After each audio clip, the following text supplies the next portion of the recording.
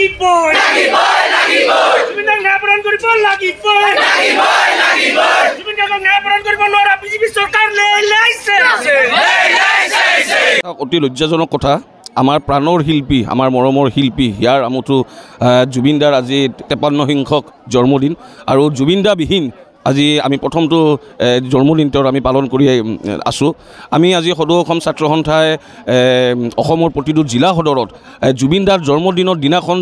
দিনাখনেই জুবিনদাৰ ন্যায় বিচাৰি আমি আজি ৰাজপথত আহিব লগা হৈছে আমি মানৱ শৃংখল কাৰ্যসূচী আমি ৰূপায়ণ কৰিব লগা হৈছে আমাৰ এটাই কথা অসমৰ ৰাইজৰ এটাই কথা ছাত্ৰ সন্থাৰ এটাই কথা জুবিনদাৰ ন্যায় লাগে আৰু জুবিনদাৰ আৰু মুখ্যমন্ত্ৰী ডাঙৰীয়াই নিজে কোৱা যে জুবিনদাক বোলে হত্যা কৰা হৈছিল যদি জুবিনদাক হত্যা কৰা হৈছিল তেওঁৰ লগত কোন জড়িত হৈ আছে আৰু ইতিমধ্যে কাৰাগাৰত থকাসকলক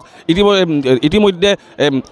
ফাঁচীৰ ব্যৱস্থা কৰিব লাগে আৰু জুবিনদাৰ হত্যাৰ লগত জড়িত যিসকল ব্যক্তি আছে অনতি পলমে কৰায়ত্ব কৰিব লাগে আৰু শাস্তি প্ৰদান কৰিব লাগে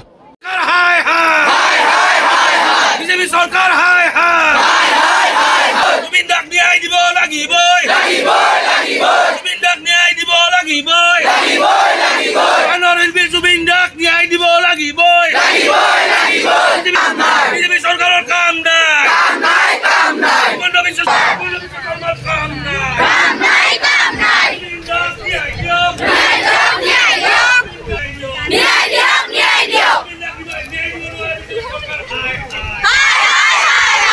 ন্যায় প্ৰদান কৰিব লাগিবই জুবিনক ন্যায় প্ৰদান কৰিব লাগিবই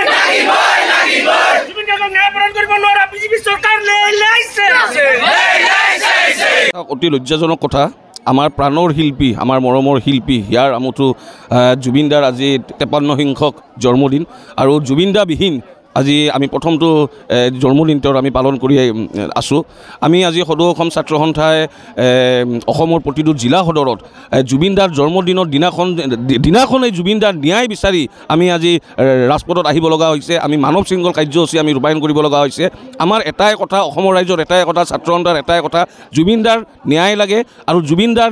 আৰু মুখ্যমন্ত্ৰী ডাঙৰীয়াই নিজে কোৱা যে জুবিনদাক বোলে হত্যা কৰা হৈছিল যদি জুবিনদাক হত্যা কৰা হৈছিল তেওঁৰ লগত কোন জড়িত হৈ আছে আৰু ইতিমধ্যে কাৰাগাৰত থকাসকলক